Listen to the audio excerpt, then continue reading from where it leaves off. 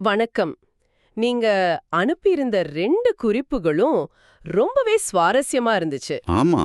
ஒண்ணு ஒரு கடைக்காரரோட அனுபவம், ஒரு டைரி மாதிரி. ம். இன்னொன்னு விபிலியத்துல வர ஒரு சொற்றொடர் பத்தினது. ஆமா. ரெண்டுக்கும் சம்பந்தமே இல்லாத மாதிரி தான் முதல்ல தோணும். கரெக்ட். ஆனா இது 2க்கும் நடுவுல ஒரு ஆழமான தொடர்பு இருக்கு.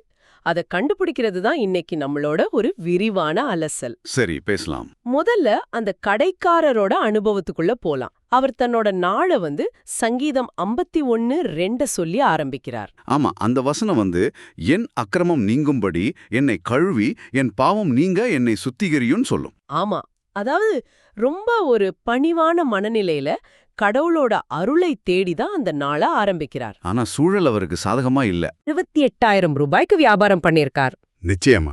இதுதான் ஒரு தொழில் முனைவோரோட நிஜமான போராட்டம். முழு நம்பிக்கையோட ஆரம்பிச்சாலும் யதார்த்தம் நம்மள சோதிக்கும். இந்த நேரத்துல தான் ஒரு வாடிக்கையாளர் வர்றார். ஆமா, ஒருத்தர் இஎம்ஐல பொருள் வாங்க வர்றாரு. ஆனா அதுலயும் ஒரு சிக்கல். அவர் ஒரு தொலைதூர பகுதியிலிருந்து வர்றதால அந்த ஃபைனான்ஸ் நிறுவனம் இஎம்ஐ கொடுக்க முடியாதுன்னு சொல்லிடுது. ஆமா, இது அவருக்கு விழுந்த அடுத்த அடி மாதிரி. இங்கதான் ஒரு சின்ன ட்விஸ்ட் வருது. அந்த கடைக்காரர் முயற்சியை விடல. ம் மேலதிகாரி கிட்ட பேசி போராடி எப்படியாவது அந்த வாடிக்கையாளருக்கு உதவி செய்யணும்னு நினைக்கிறார். பொருளை வாங்க வச்சிடுறார். ஆமா, வாங்க வச்சிடுறார். ஆனா இதுல முக்கியமான விஷயம் என்னன்னா, இத தன்னோட திறமையா அவர் பார்க்கல.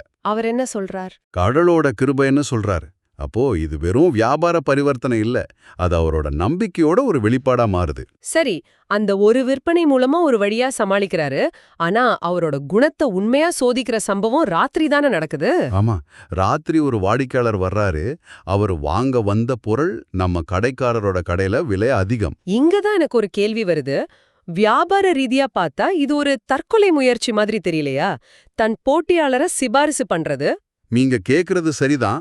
அது நேர்மையா இல்ல ஒரு மோசமான வியாபார முடிவா? அந்த ஒரு நாளாவது நஷ்டத்துல இருந்து தப்பிக்க முயற்சி பண்ணிருக்கலாமே. நல்ல கேள்வி. குறுகிய காலத்துல பார்த்தா இது நிச்சயமா ஒரு நஷ்டம்தான். ஆனா இதை நாம ஆழமா பார்க்கணும். சரி, அவர் அன்னைக்கு ஒரு விற்பனையை இழந்திருக்கலாம். ஆனா அந்த வாடிக்கையாளரோட வாழ்நாள் நம்பிக்கையை சம்பாதிச்சிருக்காரு. நீண்டகால பார்வை. இது ஒரு கணக்கு போட்டு செய்யற வியாபார தந்திரம் கிடையாது. எது சரின்னு மனசுக்கு படுதோ அதை செய்யற ஒரு நேர்மை. இதுதான் ஒரு தொழிலை நிலைநிறுத்தம். நீங்க சொல்றது சரிதான். அந்த கணக்கு போடாத நேர்மைங்கிற விஷயம்தான் நீங்க அனுப்புன 2வது குறிப்போட இதை இணைக்குது. ஆமா, வலது கைக்கும் இடது கைக்கும் வித்தியாசம் தெரியாத அப்படிங்கிற அந்த சொற்றொடர், அதோட அர்த்தம் அறியாமை அல்லது அப்பாவித்தனம்னு உங்க குறிப்புல இருந்துச்சு. கரெக்ட்.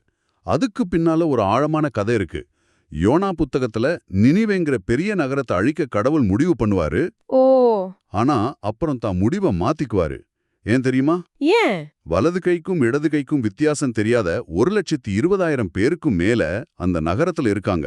அவங்களுக்காகவும் அங்க இருக்கிற அப்பாவி மிருகங்களுக்காகவும் மனமருங்கிறதா சொல்வார். ஓ, அப்படியா? இங்க நாம கவனிக்க வேண்டியது என்னன்னா, கடவுளோட இரக்கம் அந்த மக்களோட பாவ புண்ணிய கணக்க வச்சு வரல. அப்போ அவங்களோட மாசற்ற அப்பாவித்தனம் அந்த அறியாமைய வச்சு வருது.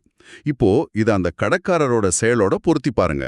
சரி சரி, புரியுது. அவர் செஞ்சது ஒரு பெரிய பிசினஸ் ஸ்ட்ராட்டஜி கிடையாது. வலதுகை என்ன செய்யுதுன்னு இடதுகைக்கு தெரியாம செய்யற ஒரு எளிய நேர்மையான செயல். அந்த அப்பாவித்தனமான நேர்மை தான் இங்க 2 கதைகளையும் இணைக்குது. அதேதான்.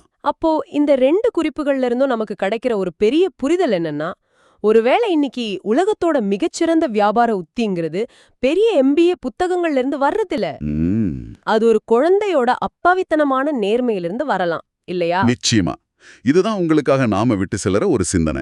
தந்திரங்களும் போட்டிகளும் நிறைஞ்ச இந்த உலகத்துல எந்த கணக்கும் போடாம இதுதான் சரின்னு நம்பி செய்யற ஒரு சின்ன நேர்மையான செயல். ஆமா, இந்த மார்க்கெட்டிங் தந்திரத்தை விடவும் ஒரு பெரிய தாக்கத்தை ஏற்படுத்துமா?